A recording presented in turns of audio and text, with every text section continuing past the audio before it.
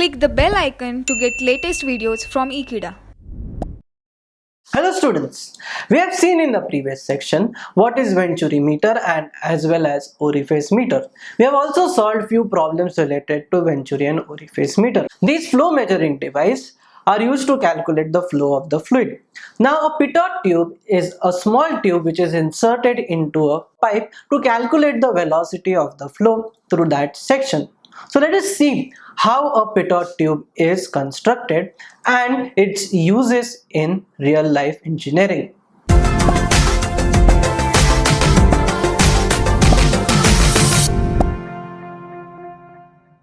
So let us study what is pitot tube. Now a pitot tube is actually a 90-degree tube. So it will have a vertical end as well as it will have a horizontal end. And this pitot tube is inserted into a pipe.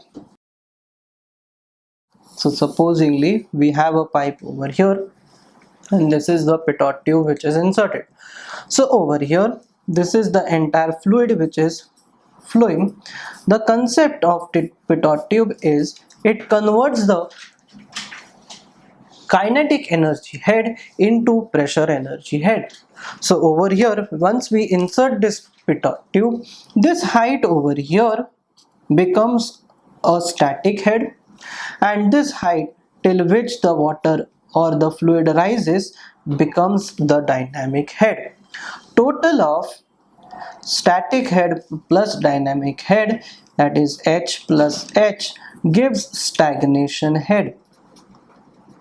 Now why the word stagnation is used over here? Because at this position, at this topmost position, the fluid velocity is 0, or even here also the fluid velocity is 0. So now let us understand the concept over here of equilibrium of pitot tube. So for this you need to understand three phases, that is phase 1, phase 2 and phase 3. Now in phase 1 we have a pitot tube which is inserted into a pipe. Now what happens over here? When it is inserted into a pipe, the flow of fluid flows from one section to the other section. What happens is the fluid flows inside this tube and it goes upwards, and it comes upwards to a point that the pressure energy is the same as the kinetic energy, but initially since it is dynamic it will go to a higher level. Once it goes to a higher level, we move to phase 2. Now once it goes to phase 2, in phase 2 what happens is, in a pitot tube it will go to some higher level and the water under the influence of gravity or the fluid under the influence of gravity will go down. Now from one side the water is rushing inside and from the other side the water is going down. Then what happens is, in the phase 3, that the force due to the water which is going up will be equals to the force due to the water which is going down. During this what happens is, the particles of fluid which are near this section or over here, they are at rest, that is at section 2, because they are in static equilibrium, whereas these two are in dynamic. That means it is moving. Initially the water is moving upwards, it goes to a height, then it goes to a maximum height, then it starts to go down, then more water is traveling along this direction. So the fluid velocity gets converted into pressure energy head. So that means what? As the velocity of the fluid is greater over here and lesser over here, then what happens is the level will rise, the equilibrium will shift upwards. So if there is some change in the velocity, then again this equilibrium condition is disturbed.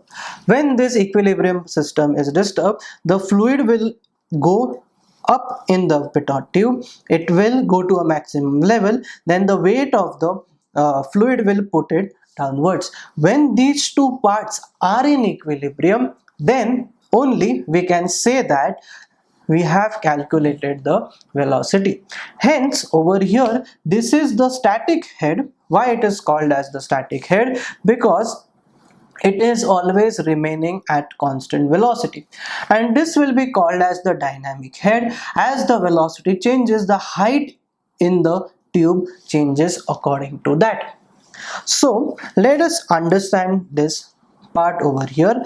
We will take over here a section of fluid which is section 1 just away from the pitot tube, and the fluid at section 2.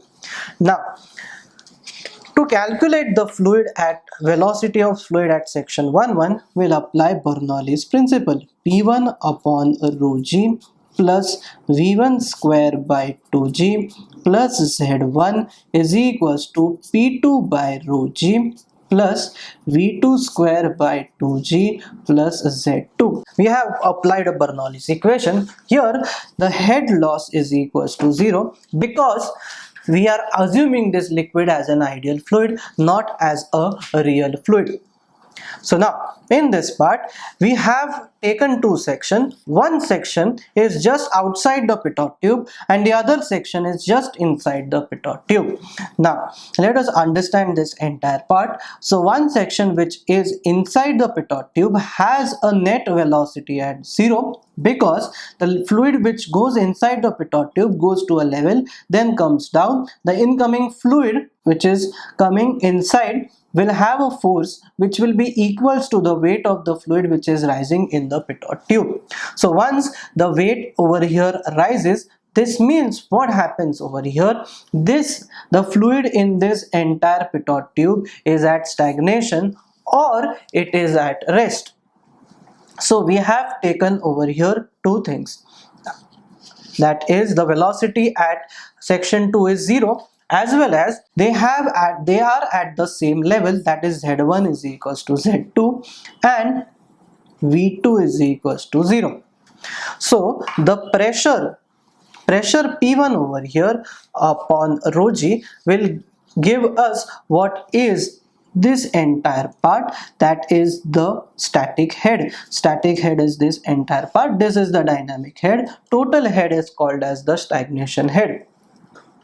So over here the pressure which goes inside, the pressure applied over here will be equals to this entire part. So that means what? The pressure of the fluid is responsible for raising the fluid to a height of static head, that is still here. Beyond that, whatever the height is has been risen, that height will be due to the velocity of the fluid. So here the initially this will be equals to h plus V1 square by 2g. Z1 is 0. Now the pressure P2. The pressure P2 we should understand over here. The pressure P2 will be equals to the pressure at this section, which is due to the addition of static head as well as dynamic head. So that means P2 upon rho g will be equals to H plus capital H. Mind you, this is also capital H. Now this both are static head, this is the dynamic head. The velocity depends upon the dynamic head. So these two terms will go away, that is the static head, and we'll get over here V1 square by 2g is equals to dynamic head and V1 square is equals to 2gh. So V will be square root of 2gh. That is the dynamic head, that is the velocity we can calculate. Over here, since there is some friction force between the pitot tube and the fluid, because there is some friction force between the pitot tube and the fluid, due to which what happens is there is some reduction in the velocity along this entire pitot tube. So that reduction in velocity that can be taken into consideration by a coefficient which is called as coefficient of velocity or coefficient of pitot tube. So the coefficient CV ensures that It is ratio of actual discharge to the theoretical discharge.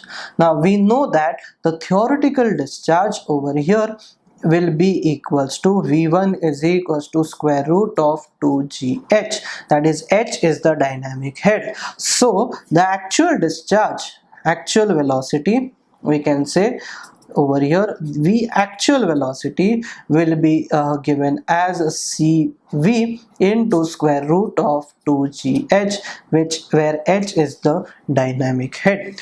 So value of cv, as we know, the actual velocity will be always less than theoretical velocity. The value of cv depends upon the diameter, as well as it also depends upon the length of the entire tube.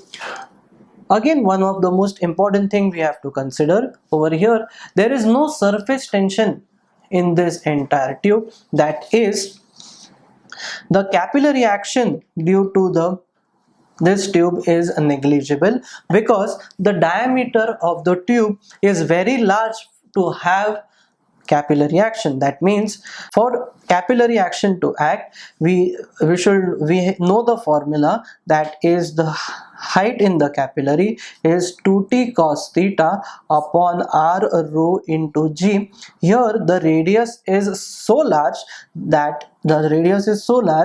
is the capillary action, that is the height of increase due to capillary action, is negligible. So we have seen what is velocity actual, that is cv into root of 2gh, as well as theoretical velocity, and we have also seen all the three phases of pitot tube, in which first phase the water goes inside the pitot tube, it goes to some level, it reaches its maximum height, and then it comes down. The weight of the water which is going down will be equals to the fluid the velocity of the fluid which is coming inside the pitot tube. These two forces will come equal in magnitude but opposite in direction. This is why the entire fluid in the pitot tube is at rest, and there are two heads over here, that is the static head and the dynamic head. Static head is due to the internal pressure of the pipe. Dynamic head over here is due to the velocity of the pipe. The total of static head and dynamic head is called as the stagnation head, because at that point, that is at the topmost point of the pitot tube, the velocity of the fluid is 0. So I hope you have understood all the concept related to pitot tube. Thank you.